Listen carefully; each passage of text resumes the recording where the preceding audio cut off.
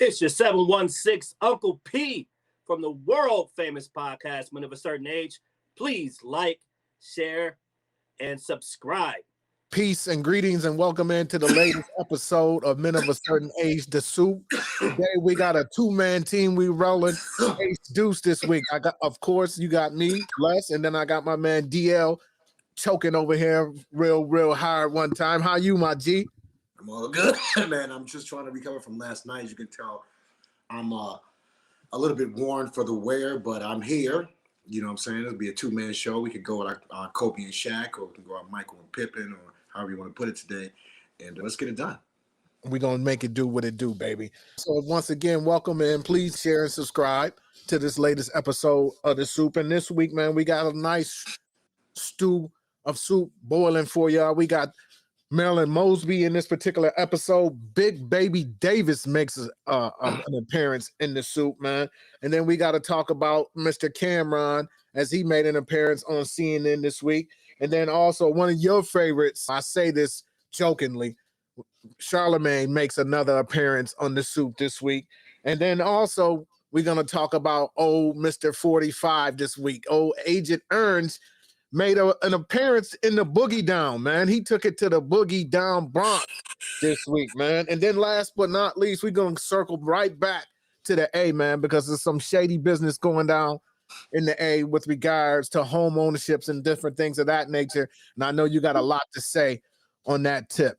But yo, UH, man, how was your week, man? How, as we tape always on Sunday, this is Sunday before Memorial Day, we are men of a certain age. Years ago, we'd have been somewhere moving and shaking by the pool, getting real oily. But right now, we on a whole different level, man. So how was your week leading up, man?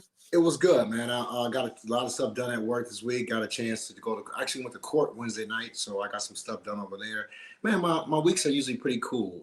This week was a little bit different because P-Valley, the TV show, shoots next door to my house. Yeah, they gave us. Wow, that's crazy. Yeah, now, I'm sorry to cut you off. Now, I've never seen P-Valley before, but I have heard of the show. Continue. Yeah. It's the main character, Mercedes, actually, her house in the series is the house next door to me.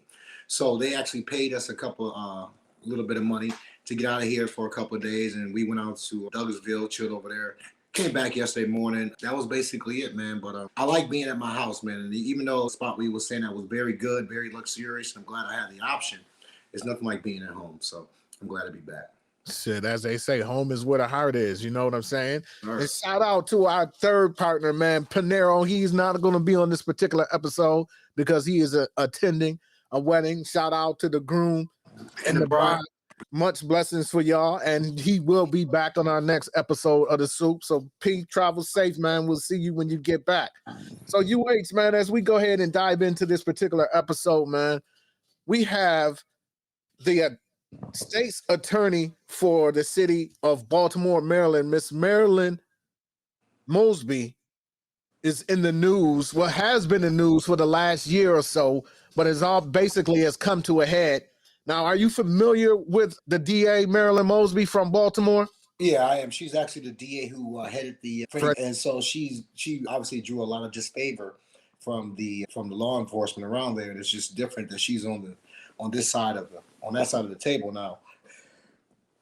From what I discovered, that basically only thing that she did is take money out of her 401k and didn't report it properly. So obviously there was some type of vindictiveness there by the system or by the people in place there.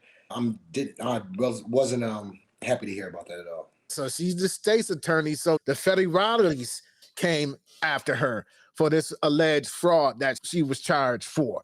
So what I want to do is for the rest of the viewers of The Soup, we're going to give a little rundown on what happened with Miss Marilyn Mosby, and then we're going to come back and make it do what it do, man. This for a top city official. Tonight, Baltimore's lead prosecutor is facing some legal woes of her own in a shocking new indictment. Welcome to WJZ News at 11, and to those of you who may be streaming tonight, I'm Denise Koch, and we begin with those felony charges State's Attorney Marilyn Mosby is facing, a story WJZ was first to bring you today. The 19-page indictment accuses Mosby of perjury and making false statements on mortgage applications. Now, we have live team coverage tonight. Kelsey Kushner has new perspective from the community, but we begin with WJZ investigator Mike Helgren at Baltimore's federal courthouse with what's next. Mike? Denise, there'll be an initial hearing before a judge that has not yet been scheduled. It is highly unlikely that Ms. Mosby will be detained pending any sort of trial. Her attorney said tonight that she is energized and ready to prove the feds wrong. She's indicted now, and now we fight. Marilyn Mosby's attorney, A. Scott Bolden, vowed a vigorous defense against the 4 felony charges a grand jury brought against her. They involve Mosby's personal finances, allegations she lied on mortgage applications for 2 vacation properties in Florida, and falsely claimed a COVID-19 hardship withdrawal from her retirement account. Bolden spoke to Roland Martin Unfiltered. Marilyn Mosby had businesses, if you will. And so those businesses were in the travel space, and they were affected by it. And her accountant urged her to take that money. In a statement to WJZ, Bolton says, "I remain confident that once all the evidence is presented, she will prevail against these bogus charges that are rooted in personal, political, and racial animus 5 months from her election." As to another allegation that Mosby lied about a prior tax lien to obtain a lower interest rate on one of her homes, Bolden says her husband, City Council President Nick Mosby, never informed her of the tax issue. Under the penalties of perjury is something that most of us would gloss over as long as we were signing something that we knew or thought to be true. But every once in a while, those words become the most important words that we'll ever read. Lawyer Adam Ruther, who's not affiliated with the case, says Mosby can stay in office as the city's top prosecutor if she chooses. How is she going to act as the city's chief prosecutor with this hanging over her head? And that's a decision that she's going to have to make very carefully. Federal prosecutors first subpoenaed. So there you have it, right? So as you stated earlier, she was the state's attorney who held that whole Freddie Gray situation and put those officers away for killing Freddie Gray and putting him in the back of the van and not securing him to the van so that whatever happened while they were taking him to jail. So she was the lead attorney in that. So then this whole situation happens, whereas she cashes out some monies from her 401k to take care of these properties, allegedly. So is that what your understanding was from the reporting right there?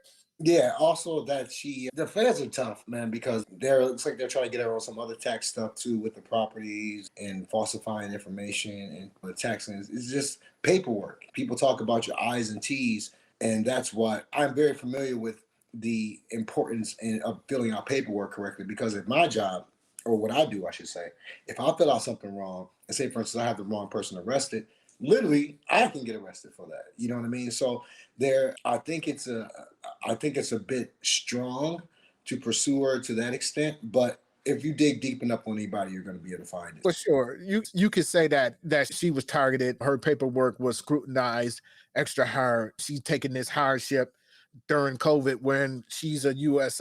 state's attorney. How much hardship do you really have? And then her attorney breaks it out that those homes that she took the monies out for, rental homes, for lack of a better term, Airbnbs. Whereas during COVID, people ain't traveling during COVID. So she had a hardship.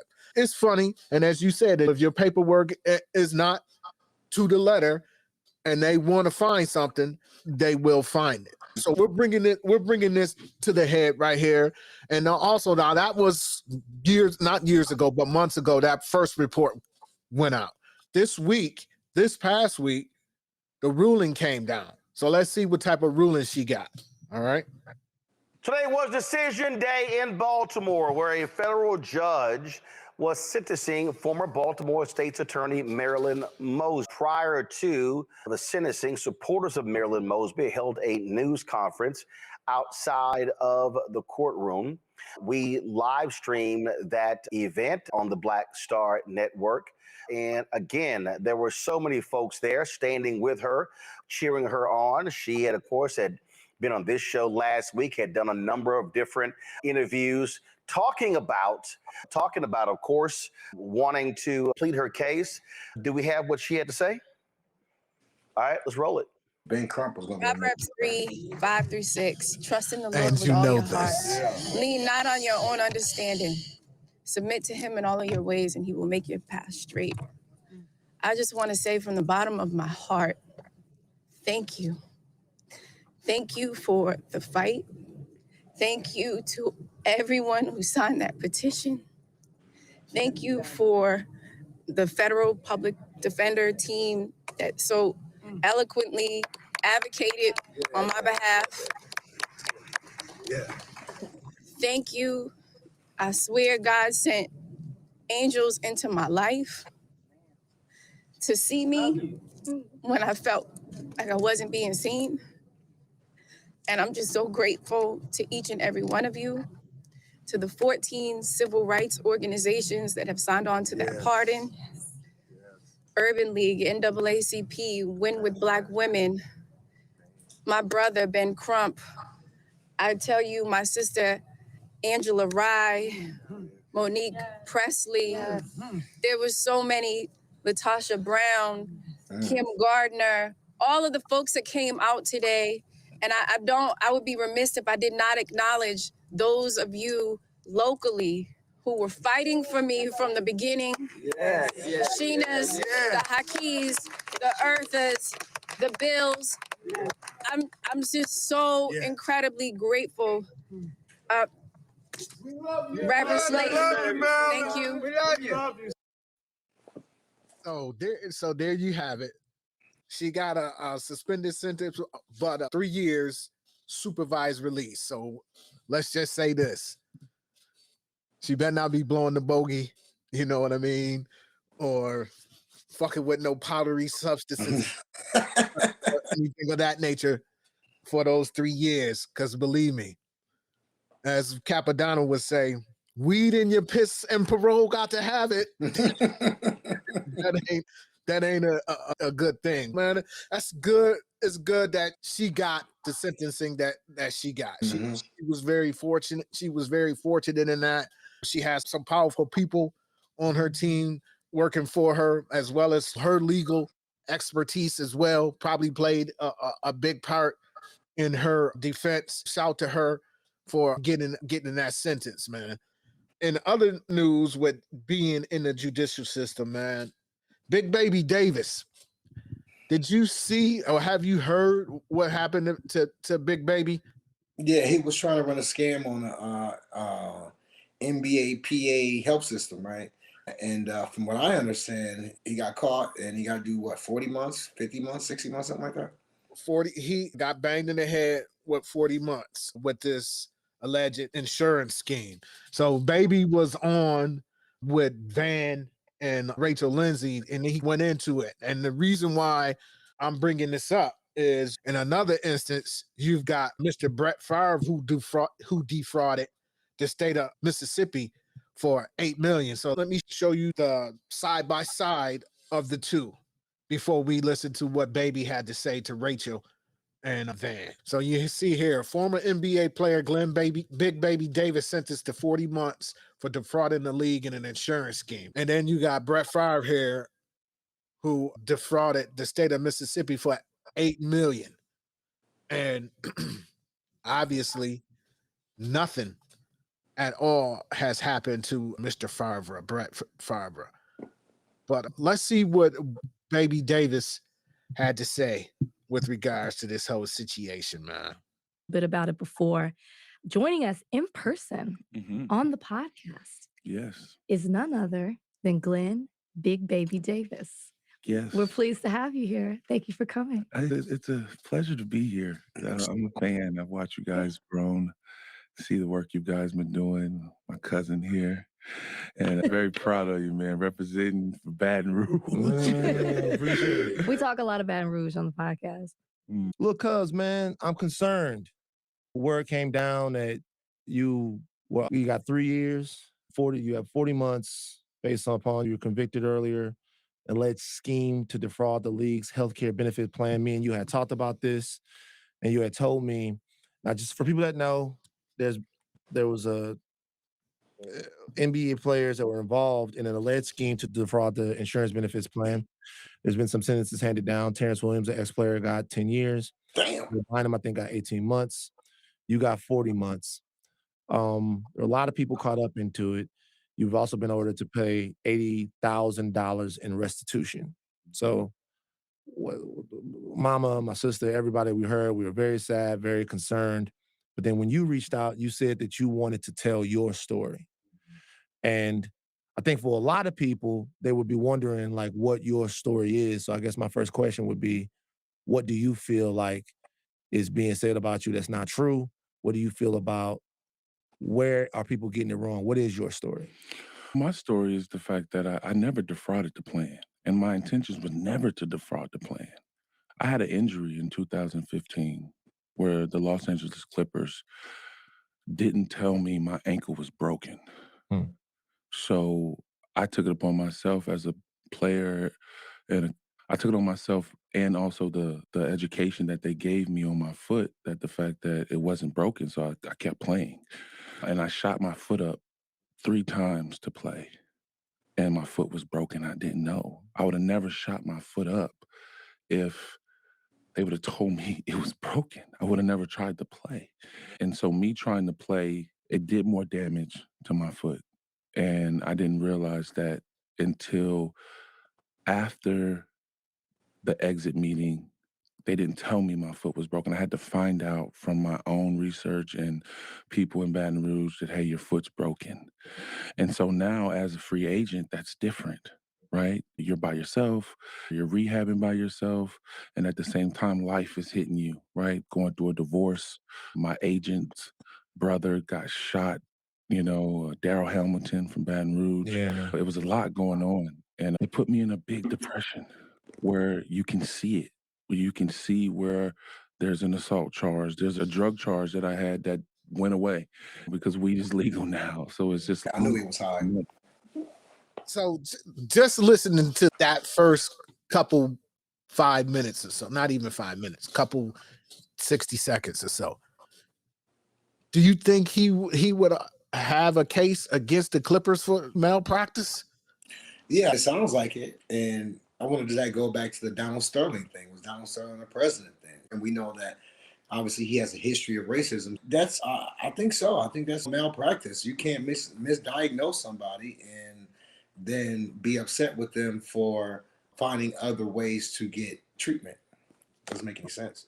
So let's listen to a couple more moments of Baby, man, before we wrap it. And when they say you defraud the plan, it's impossible.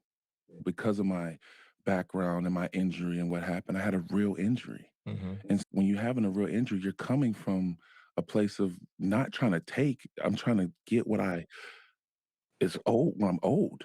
But the thing about it is that people don't realize the fact that the system is corrupt. There were hundreds of basketball players that wasn't on that list that literally got subpoenaed for the same thing, but you didn't hear nothing about it. They're on ESPN. They're on your favorite podcast. And so imagine if the NBA lets that get out. You know what I mean? Explain to me what you're saying now. So meaning that the fact that the Players Association and the owners came up with a collective bargaining agreement, right? The collective bargaining agreement had health insurance in there for the NBA players. So if you wanted to be a part of it, you put your money and the owners matches your money. This money doesn't come from taxpayers. This money comes from us. If the money would disappear, the money would go right back to us. So that's one of the issues also too, because now they're telling us that we have this money for these injuries, right? I just want to get compensated for what I've been through. And so running into the system, everybody is doing it. So I didn't want to sit here and rat on my friends and rat on the people that I didn't want to do that. And so now I'm sitting here doing time for healthcare when I needed it. And when this doctor in Atlanta is a scam and everybody knows this. And so he just basically told on me to get his time cut. He only got 6 months. I want to go back because you talk about an injury that you had that you didn't know. Obviously, this goes a lot deeper than somebody running an alleged an insurance scam. Just listen to the little bit that we heard right there in that interview. Shout out to Van, man. I never knew him and Baby was blood related. So shout out to them, man, and his family. Y'all hold your head. But it's interesting that it takes for the players to get really out of the league to really look at the league and how the league really uses them. Listen to what Baby was like. Obviously, he was probably medicating, getting some type of whatever type of drug to heal the pain or whatever he was alleged going through. But it's a sad state that, again, who are the pimps? Who are the pimps? KRS joint. And they found out, they popped that doctor, like he said, and that doctor quickly rolled over. Spilled the beans on everybody. He quickly was like, oh, yeah, but guess who I'm supplying? I'm supplying these players with this work. So it always runs downhill, as they say. But again, it was interesting to me because this is not the same thing as Brett Favre, but Brett Favre defrauded the state for $8 million, and it's basically, I'm out here, I'm free and clear. Yeah, I think the feds are actually going to get Brett Favre, and the reason I say that is because, number one, there's been a huge outcry. $8 million stolen from the welfare system, that's wild. You know what I mean? In the poorest state in the union. As I was just about to say, from Mississippi. Yeah, with the highest black percentage of population as well. So that's nothing but taken from black people. Call it what you want, but that's exactly what he did. So I'm anxious to see I know the feds are very meticulous, and that's why they win 98% of their cases or 99% of their cases, something crazy like that. They're very meticulous. So I'm just actually waiting. I'm pretty sure they're going to do something about it because it was federal funds that he did take.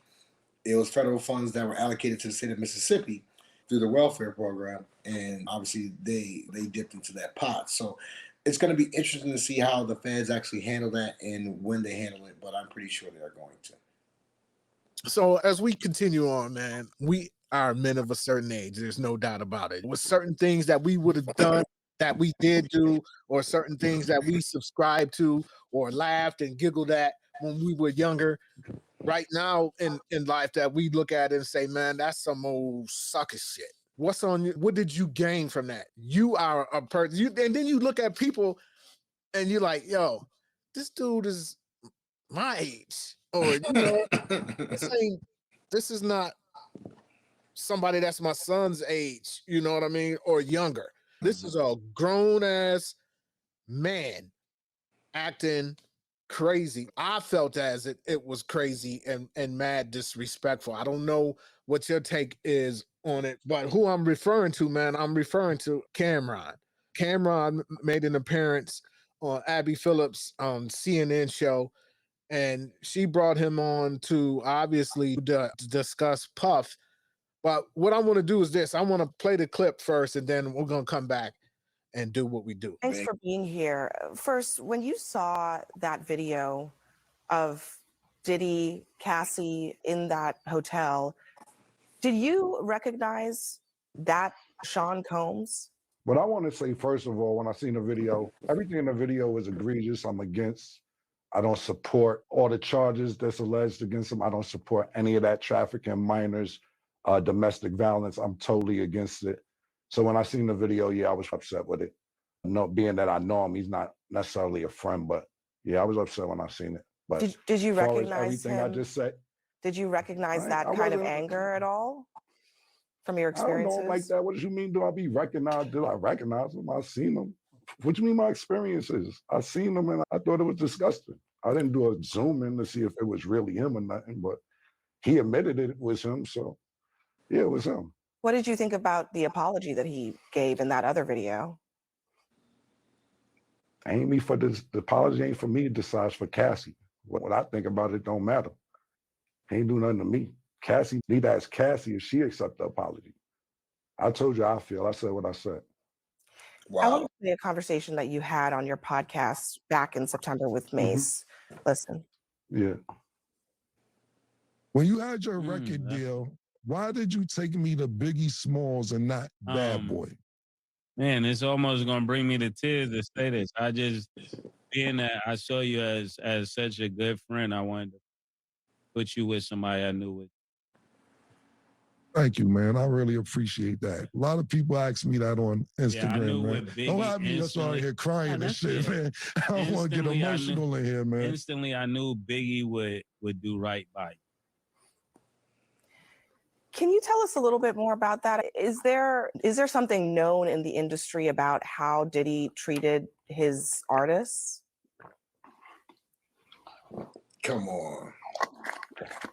So I'm going to get some cheeks after this horsepower joint. I'm just going off what Mace said. Mace said Biggie. I don't really know Puffers like Mace know Puff. So I appreciate what Mace said. And of course, so that's my brother. So if he felt that way, then he felt that way. I can't really tell you how Puff moves or anything like that. Mace may know better than me because he was signed to Puff. I wasn't. But my show does come on at 8 a.m. Eastern on YouTube. It's called It Is What It Is. And y'all make sure y'all check it out. I might get some more information out of Mace from there. But for me to tell you how Puff acting or that, I don't know. I never was signed to him. Yeah.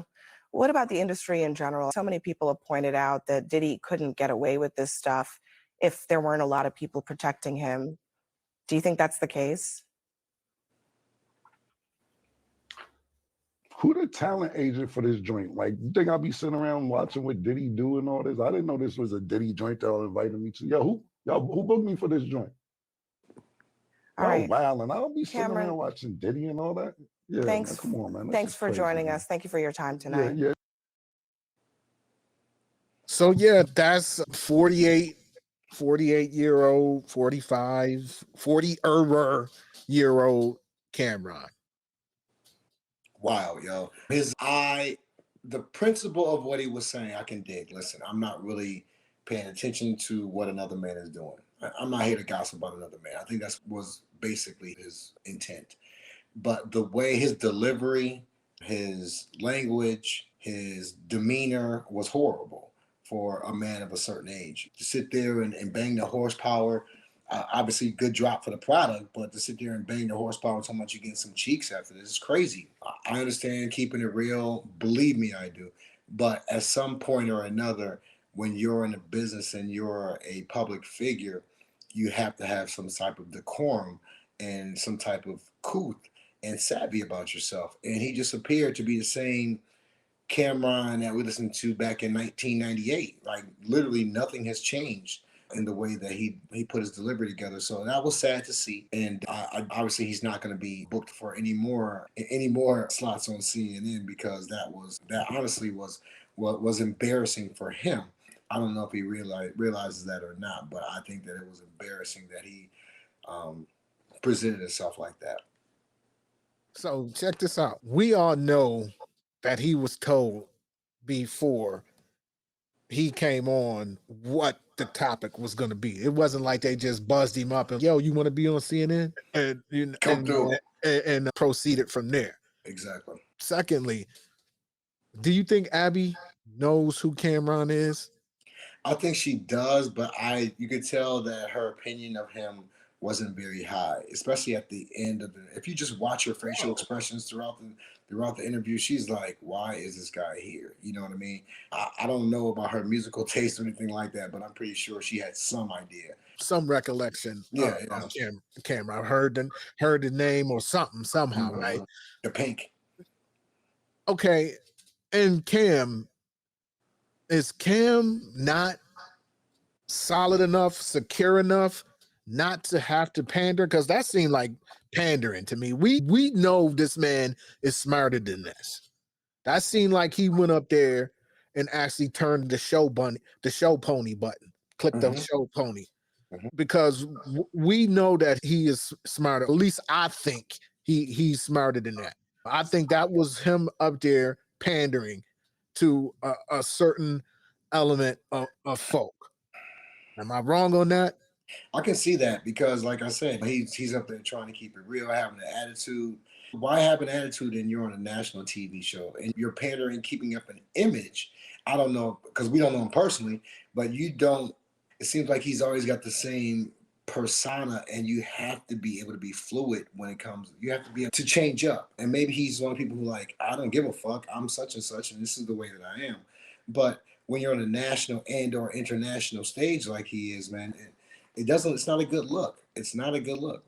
Maybe I expected too much from somebody like him to be able to, if asked on this show, to articulate about Puff. And you're right. He could have got up there and stated what he stated about, I don't wake up every day and think about what Puff is or how. He could have did all of that without the demeanor that he did and came off the same way. He probably could have not burnt that bridge with CNN, and he may not give a fuck about burning the bridge with CNN. You know what I mean? For me, as a black man, I see a black woman interviewing a black man, and she wasn't up there trying to make you look stupid. Why turn belligerent? In my estimation and in my opinion, he was belligerent when he throw the shot up of pink horsepower. And self-promotion is, again, man, I'm of the thought that there's a time and a place for everything. And I've done things wrong at certain times and places. So I'm speaking from experience when I say that. You know what I'm saying? There's a time and a place for everything. Cameron. Fuck out of here. You know, for real. So we're gonna keep it moving. And as we continue on, man, we're gonna talk about another double agent. He may not even be a double agent. He might just straight up and down be on the other side, man. And here on the Men of a Certain Age, the Soup, man, please like, share, subscribe, and comment down low. We are all about what's going to happen in November. All of this is leading to November, man. I can remember just a couple, not even, it seemed like it was just the beginning of May, right? It's damn near June right now. These days is barreling by, man. And before you know it, we'll be in the Olympics, and the Olympics is going to take us right into football season, and football season is going to take us right into the election. You know what I mean? Mm-hmm. And shit is real out here, man. And a lot of people out here playing games and playing footsie with it. And I'm saying all this to talk about Charlemagne, man. This guy has one of the biggest pulpits to the youth out here, and he's playing games with it, man. And what I want to do is I want to play this cut of him on my mom's favorite show. My mom's is locked in daily to The View. And if somebody comes on from pop culture that she's not familiar with, after The View goes off, she gonna ask me who is such, and you know, what is he about? Charlemagne was on, and she was like, who is this guy and what is he about? So let's listen to Charlemagne real quick, yo. Since this book is all about having real conversations, let's get to it. Let's get real. Now, you have a massive platform reaching millions of listeners, and you and I've talked about this before. You endorsed Joe Biden back in 2020, but this time around, you say you're not going to endorse anybody. Charlemagne, now is not the time, in my opinion, to sit this one out. Yeah. Oh, I didn't say that. I never said I was sitting it out. What you gonna do? I'm definitely voting in November, but what I like to focus on is issues, not individuals. But why not endorse? Huh? Why not endorse Biden? Because if I'm sitting here telling my listeners that you have somebody out there who is a threat to democracy, you have somebody out there who said they want to suspend the Constitution to overthrow the results of an election. You saw this person try to lead an attempted coup of this country, and I'm telling people that this guy is a threat to democracy. Have you ever read Project 25? There's only 2 candidates out there. So if I'm saying that about this individual, the choice is clear, right? And I've seen y'all do this on The View before. I saw y'all do this to Killer Mike when he was on The View, and Killer Mike literally sat here and said, hey, I supported Keisha Lance Bottoms. I supported Ralph Warnock. I supported John Ossoff in Georgia. He said, you should support the people that I've supported. You should support the person who the people I've supported are supporting. Okay. That's y'all opportunity to say, clearly he's talking about President Biden. Why do y'all need us to say this if we don't feel comfortable saying it? No, it's not that we need you to say it, but I think other folks need to hear, because one of the things I'm sorry, I just jumped you, I'm sorry, but one of the things that we've been talking about is the fact that getting facts out through the media has been seems to be very difficult. I feel like I just spewed some facts. Yeah. Yes, but we need you to do it on your show. I think. So first of all, What is that he has on? Is that a jacket, a short sleeve jacket, or is that a short sleeve sweater? I don't know what that is, bro. I have no idea. What is that he has on? And I ain't mad at him that he's taking it back. But second of all, it looks crocheted. Why is it that this guy will stop short? He says all of this stuff. I'm voting for democracy, but who the hell are you gonna vote for then? Why are you spewing all of this is why you're gonna vote, but not say who you're gonna vote for? Again, who is he pandering to? He's straddling that line. He's a habitual line crosser, but he's also somebody who can walk on a tightrope. You know what I mean? He realizes that there's a lot of black media personalities who are in favor of Trump. If you look at academics, if you look at a couple other people out there who are actually screaming Trump. And I think that he doesn't want to get into direct conflict with those people because he feels that those are his peers and it may be an unpopular opinion. But clearly he's going to vote for Biden. I just don't understand why he's having so much small talk around it. Just come on and say it. Come on and say it. Like that's the name of your book. Come on and say it or whatever. Get rid of small talk. Go ahead and just come on and say it. I'm supporting Biden because Trump is the things that he listed prior. So I really just don't understand why he just doesn't just go ahead and say it. It doesn't make any sense to me. Right. That's what I can't wrap my mind around it either. You're going to say all this stuff against Trump, but you won't say that, yeah, I'm voting for Biden and Harris. Yeah, I'm voting for Keisha Lance Bottoms. I'm voting for Raphael Warnock. I'm voting for John Ossoff. But for the president, I'm not going to say. Brilliant, Killer Mike. You know, what's the logic behind that? Nonsense. Absolute nonsense, man. And that's why I said we put people in places, celebrities in places, and I definitely respect what Killer Mike has done as far as educating people about the importance of voting on a municipal level, on a local level, and being out there and actually being an intelligent voice for Black people and who are natives of Atlanta. So I respect that.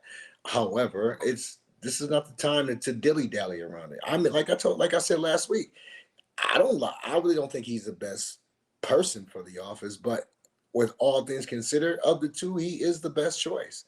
Hey, it is what it is. That's who I'll be voting for when I push that button in November. Yeah, so 45 was in the boogie down this past week, man. Speaking of pandering. And we all know the BX is the most black, one of the blackest and the most Latina boroughs of all the 5 boroughs is the BX. So let's pull up on Trump. Actually, we want to pull up on one of his supporters real quick during this rally in the Bronx. Rally in the Bronx. That sounds like a movie, right? Rally in the Bronx. Starring Denzel Washington. John Garland is a lifelong Bronx resident and former Democrat. And he joins me now. John Garland, what was it like out there today? Oh, it was exciting. The entire atmosphere was electrifying. There were people from all over the Bronx, Black, white, Hispanic. There was Asians, there was Jews, it was just a smorgasbord of basically patriots. And why was everybody there today? Was it niggas they're going back sick of Joe Biden, they love Trump, the economy? How would you describe it? I would describe it as people came out here to show that they were fed up. They're fed up with systemic racism. They're fed up with being systemically excluded. And it's not just minorities. It's about the American people. And we make up a whole spectrum of different people. Was there So we're gonna pause it right there on John Garland, the Bronx resident, who saying that Trump was talking about racism and all of this and that. But what I want to do before we go forward, man, is this. The Trump voter, I want to give you a taste of MAGA. That was the black MAGA right there that we just heard from. But let me give you MAGA. The Civil War. What do you think the cause of the Civil War was? So the question is, what was the cause of the Civil War, the U.S. Civil War in the 1800s? What was the cause of the Civil War? What do you think the cause of the Civil War was? I don't know. What would you say is the cause of the Civil War? The Civil War? What caused the Civil War? And then we had a Civil War. What do you think caused our Civil War? Sin, I suppose. Yeah. And what do you think, sir, was the cause of the United States Civil War? Of the Civil War? Let's see. The North and South, they couldn't get along. What do you think is the cause of the Civil War, the U.S. Civil War? I had a black man at my door the other day. I don't have an issue with race. What about the Civil War in the 1800s? What do you think was the cause of that? Yeah. What do you think caused the Civil War? It's probably the division of states and the people. Over what? Right now, they're trying to take the people's right to vote away. It's the George Floyd thing. That was all set up too. How was that set up? That police officer didn't have his knee on the neck. What? Did you see the video? No.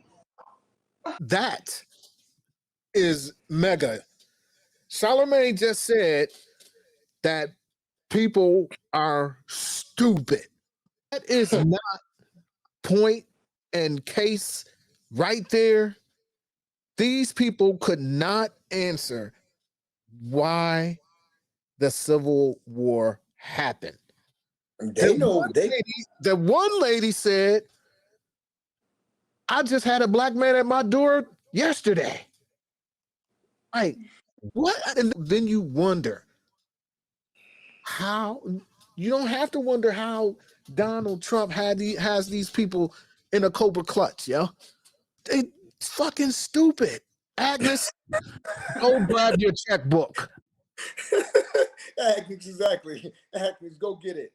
Hold on. Oh, I don't. Yeah, Agnes, go do it.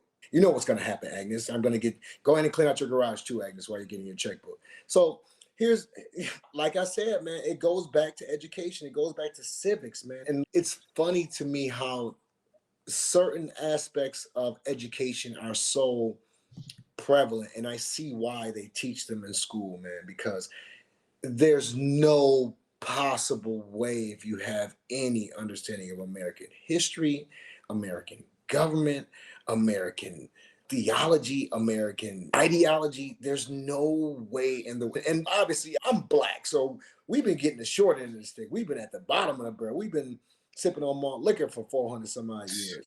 If I understand this, and you people who are at the top of the barrel or given the most opportunities, or have been given free land or have generational wealth that you don't even think about because y'all done passed the house down so many times, and y'all got land here, and y'all got a cabin there, and y'all got you got relatives, and y'all 70 y'all got compounds and small businesses.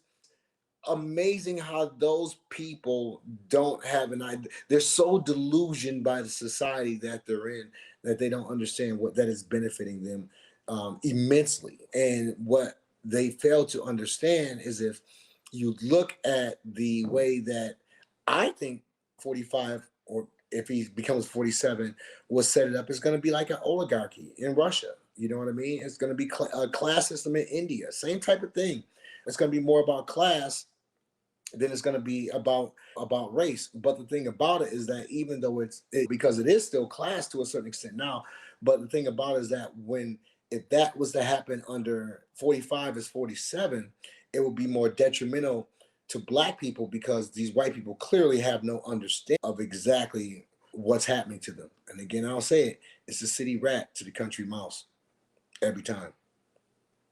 I just had a black man at my door yesterday. I had a white lady on my porch. Is what she said when he asked her about why was the Civil War fought. And there's no coming back for those folks, man. There's no breaking them down because they're getting their news and their information from one particular side. And that one particular side is feeding them like Seymour. Feed me, Seymour. And then they're getting full off of that bullshit over there, man. Crazy, man. That is crazy to me. Like, I just, like you said, people are fucking stupid. I hate to use that type of language, man, but people, it's just frustrating because I just never realized people were this fucking dumb, bro. It's crazy. He said that he asked the man, had he seen the video, and the man looked him straight in his dome and was like, no. He formulated his whole theory on some shit that he's never even seen. So obviously somebody has been feeding him that on a constant 24-hour cycle, 7 days a week. So this is the reason why, man, that we always are talking about the vote, man, and voting, because it's serious out here, man. There's people like that out there that are going to vote. They are going to vote for Trump. They're going to be there early and they're going to vote. And they're going to be picking up everybody who can't get a ride to vote. And they're going to be waiting on their orders from Trump, man. And it's an important thing, man, for all of us to take it seriously, man, and pay attention to what's going on out here, man, because they setting us up for the big fall, man. We cannot allow it to happen. Our celebrities, man, y'all have a part to play in this shit, man. Play your part, man. You can't be talking about go this way and don't lead the way. You know what I'm saying? That shit is ridiculous because people are not smart enough to deduct that you're saying all of this to say vote for Joe Biden. We just seen how the average ordinary person thinks and what they do. And as much as we love our folks can be on some ignorant ass shit. Straight up and down like 6 o'clock, B. Like I said, in the case of those people rallying with and behind Trump in the Bronx it's amazing to me because they're caught up in a cycle that says, oh, they're constantly hearing the economy is down, things aren't working, blah, blah, blah, so on and so forth. But literally, if you look around, there's never been this many Americans that are employed. You know what I'm saying? We got record job numbers. We got record numbers at the stock exchange. So people's 401ks are going up. It's wild to me how like they just get this narrative this narrative is beat into them, and they're not taking off those those red and white colored glasses and seeing the reality of the situation, which is we're doing all right. Even though I don't agree with him as far as his age and certain things he's done in the past, he's actually done a pretty good job in steadying the country and back to its traditional status. So I really can't be for them like that. Are caught up in their echo chambers when that echo chamber is constantly telling you that you're doing bad. That is bad out here. Oh, the gas is this price. Oh, you're paying this much for the food. And they have to realize it's because of the tariffs and different things that Trump put in place when he was president that made all this inflation go up. The tariffs that he was putting on Korea. Where we get all our shit from? China, Korea. Exactly. So you putting they's tariffs on them, what they're gonna raise the prices for their goods. As you say, it's civics is to really know what's going on and not just staying in your echo chamber. As we continue on, man, I sent you a video earlier this week, and you said that you had some fuel on this to give us. And what I'm talking about is the housing situation out there in ATL, man. Let me play this clip and we're going to come back and let you do what you do. Stunning new details tonight on Georgia's housing crisis. A GSU study says 19,000 homes, not apartments, homes in the metro are owned by 3 companies. That's nearly 1 in every 9 houses up for rent, and some entire suburban neighborhoods where corporations own it all. Channel 2's Michael Dowdna is live in Paulding County. And Michael, this is important because it drives up prices for everyone. Yeah, when you're talking about tens of thousands of homes involved here, can make an impact, meaning that homes that you see like this one that would originally have been a starter home about a decade or so ago are now for lease. Signs in front yards showing not a home for sale, but for rent. Atlanta has more of these types of properties than the next couple of metro areas combined. These properties are single-family homes owned by corporations, not people. And Atlanta is the #1 location for these houses in the entire country, according to GSU professor Taylor Shelton. Just a decade or so ago, none of these companies even existed. But a recent study found that just 3 companies, known to customers as Progress Residential, Invitation Homes, and Main Street Renewal, own more than 19,000 homes in the metro area. The homes that most of these companies are buying are exactly the kind of starter homes that 15, 20, 30 years ago would have been first-time home buyers. And in certain areas, these corporations can own most of the homes in a neighborhood. Take this street where every single house is owned by Invitation Homes, built to rent and not to buy, impacting the entire market as a whole. It makes it impossible to find a deal. Jordana Haig says the end result has led to higher prices as corporations have bought up much of the supply of homes, pushing up house prices while also allowing them to control the rent. That's problematic because there should be more competition to keep prices reasonable. But for others like DeMar Madison, these rental homes allow folks to try out home ownership without the full commitment. You need a new roof? You call Invitation. Tell them, hey, I need a new roof. So I think it just varies. I think it depends on the person. Now, while this study focused on just the top 3 corporations that own the most property, if you actually expanded that out to the top 10, they own more than 30,000 homes in the metro area. If you expand that beyond just the immediate metro, those numbers only continue to climb higher. We're live in Paulding County. Michael Doudna, WSB Tonight. I think those numbers are just shocking for so many people here. It's Corona. Wendy Corona, that's my girl. We've been following all the developments of Marilyn Mosby's indictment. Yeah, cousin. You said that when I sent that over to you, that you had some fuel on this, man. So what's your thoughts? Check it. We did it to ourselves down here. During the pandemic, I had a homegirl that I used to work with when I first got down here, actually. Her name is Shatima, and she's a real estate agent, right? So what she did is she sent me over, because me and my mother was contemplating buying some additional property, and so I went with her to meet with Shatima. Anyway, so Shatima gives me this list of homes, list of area codes, pardon me, zip codes that they want to buy homes in, that she's got an investment group, a hedge fund that is looking to buy as much property as possible. This is probably early 2021. It was early 2021. This was in March.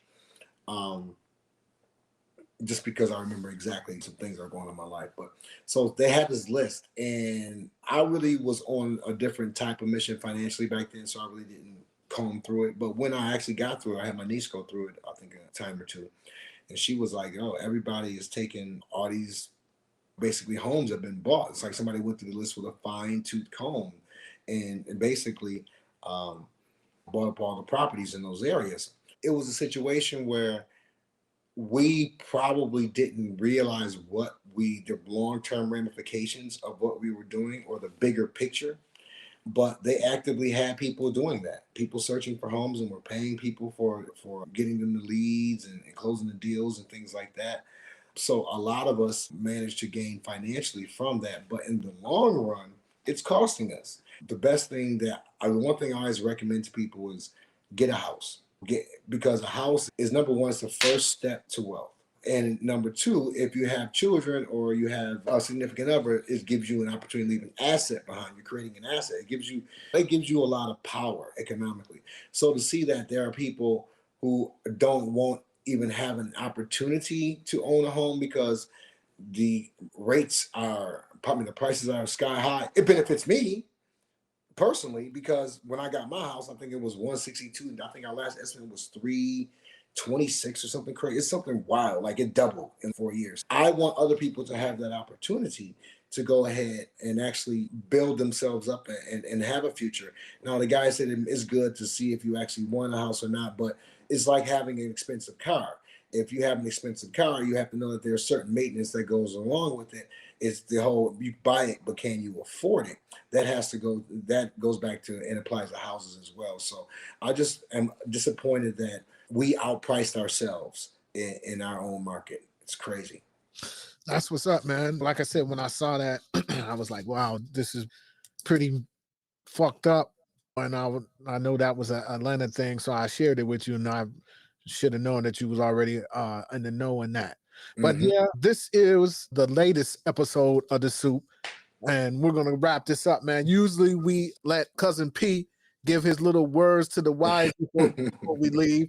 Unfortunately, Cousin is traveling right now, so he's not able to give you the word of the wise. I'm gonna give you a little word of the wise before we wrap up. You got anything to say to the folk, man? Yeah, I want to talk about something that happened this week. I try to stay heavy on a political game and seeing what's up. Fani Willis, congratulations, like you said earlier, is just won her primary. I'm excited about that. However, there is an effort in the Georgia State Senate to get her taken off of the Trump case. And that's something that we really need to pay attention to. I'm pretty consistent in things that I've said, and I'm sure I've said that Atlanta isn't Georgia. It's completely different as far as the demographics, as far as our economy, as far as the type of people that run Atlanta compared to the other, I think it's 170 counties that are out there. It's a total of 171, if I'm not mistaken. I want us to pay attention to things like Project 2025. Pay attention to your local elections. Pay attention to the things that are really happening around you, because those are the things that are going to affect you. And if you haven't had the opportunity to learn about Project 2025, please take a small Google. It really doesn't take that long before you can ascertain exactly what the hell is going on. But yeah, take a small Google and look up Project 2025. And those are Don's political words for the week. Man, that's what it is, UH. And as always, man, this is the same old soup.